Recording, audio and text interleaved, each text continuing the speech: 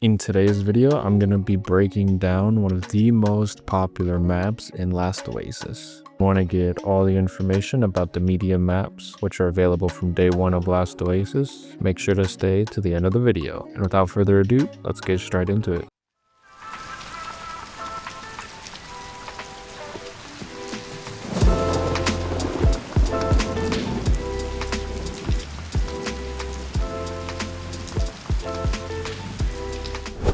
Starting off with the map layout, this is what they look like on the world map. These maps will spawn two different kinds of ways. You have the first generation, which is a lot more open, less valleys, less canyons, a lot more open desert. These next ones will be a lot more canyons, a lot more valleys, less open desert. So on both of these generations, you will have the same variety of things. First off, Meteors will drop. This is their icon on the map. This is the point of interest icons. Trade station will always have this icon.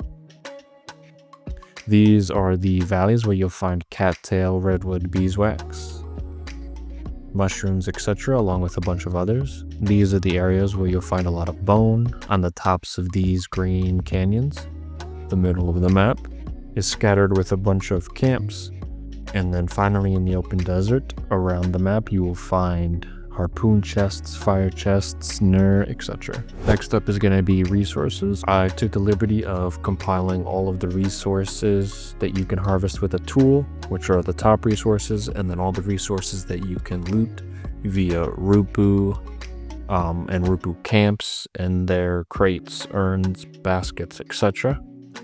I did my best to not miss anything, but if I did, please let me know down in the comments. First resource I'm gonna go more in depth about is bone. Bone is your first milestone when progressing in Last Oasis. This will unlock better tools and better weapons. You can find them in the open areas above the green canyons, but you can also find them throughout the valleys.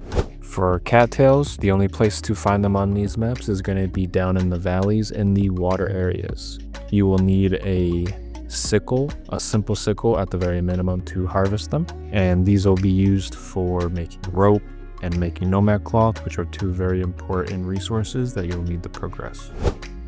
Next up is going to be hide. There are two ways to get hide on this map. The first one is going to be killing Nur, and the second one is going to be killing Femke. Killing Nur is by far the best way to get hide. They give way more than Femke do. The fastest way to kill a Nur is by hugging its tail and spamming your up attack, no matter what weapon you're using, and it'll slowly rotate in a circle just like you see here. Femke are these little pink creatures that you have to chase after.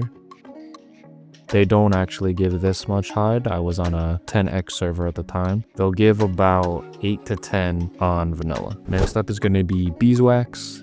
This is what Beeswax looks like. I know this is a different map, but I didn't have any footage for getting Beeswax on the media map.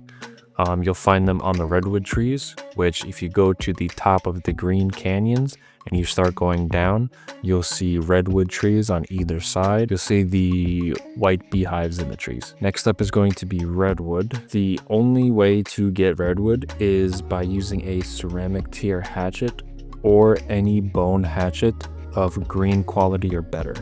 In week 2, quality maps will start spawning, and if you're able to make a green bone tier hatchet, then you'll be able to get Redwood just by using it on the Redwood trees.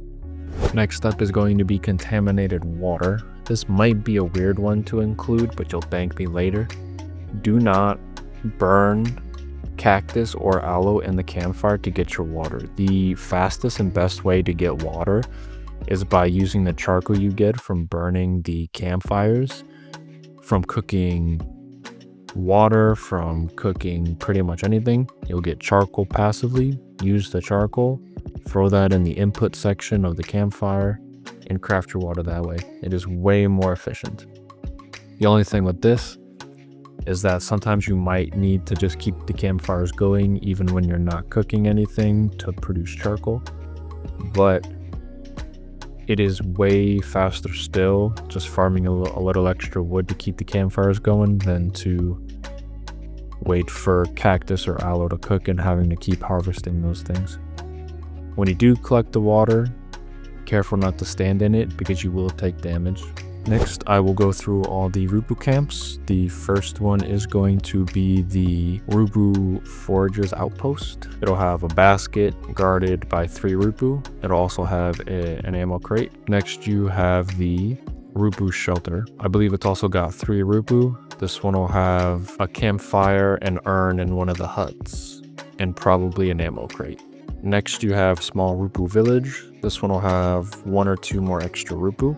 This will have a basket, an ammo crate, a urn in the hut, and then in the middle you will see the Rupu effigy that you can loot. Next, you have the Rupu Fortified Town. This is the second largest camp on the map.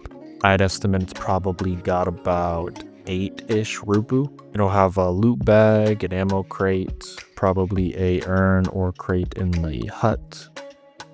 This is one of the ones where you'll start to get drops of the higher tier stuff like bone glue nomad cloth.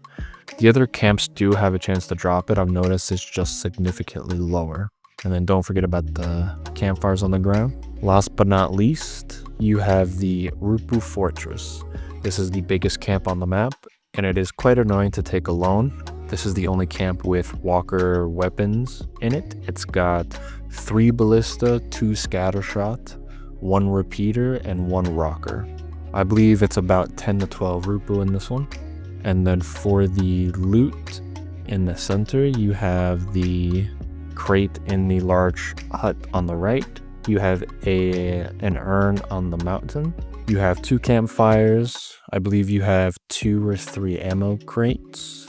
And then usually in the hut on the left, you'll have an urn. And then on the side of the mountain, on the outside, there is a skeleton body you can loot. I also forgot to mention there also is sometimes a skeleton body on the rock with the urn that you can loot. Next, we have the points of interest on the media map. There are 2 as of now. You have the Totem of Power, and then you have the Walker Crate event. This tower is only able to be done in a group of 3 or more. All 3 of you stand on the very top of it, and this little ugly looking statue will start to rise up. At the end of the timer, which I believe is about 10 minutes, you'll get a bunch of loot. This is where you'll get rigs. It'll also contain bone weapons, and then early game gear like triple stitch, Rupu, bone bolts, etc. And then next you will have the Walker Crate event. This is just a big walker that you have to manually drive around. It'll also take about 10 minutes. As you drive, the big crate on the front will lose health. Once the timer is up, you will also get a bunch of loot such as rigs, weapons, armor, etc. A keynote for this one is if you press H and auto run, and then you get off the sticks, it won't actually count towards the timer. You have to physically be on the sticks holding down W for the timer to count. And also, I do believe that if you are fighting over it,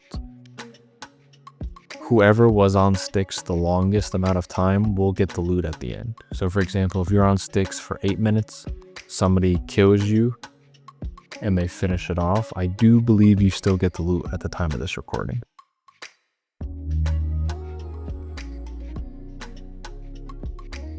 Last but not least, the meteors on this map will drop 4 things. They will drop tar, obsidian, meteor cores, and clay. This is the only source of tar, obsidian, and clay at this stage of the game. You will be able to get those in later maps, but if you just have media maps, this is the only place you can get them. They are very sought after. They're very much wanted by the bigger groups. So if you do go for them, be careful. The only thing you need is a pickaxe. You can use any tier of pickaxe, even the lowest tier. You'll wait for them to not be on fire. You'll hit them until they break, and you'll hold your use button to extract whatever's inside. And that's gonna wrap it up for this video. Thank you guys for watching. Leave a comment down below if you guys think I missed anything. If you guys did enjoy, like, subscribe, and I will see you guys in the next one. Adios.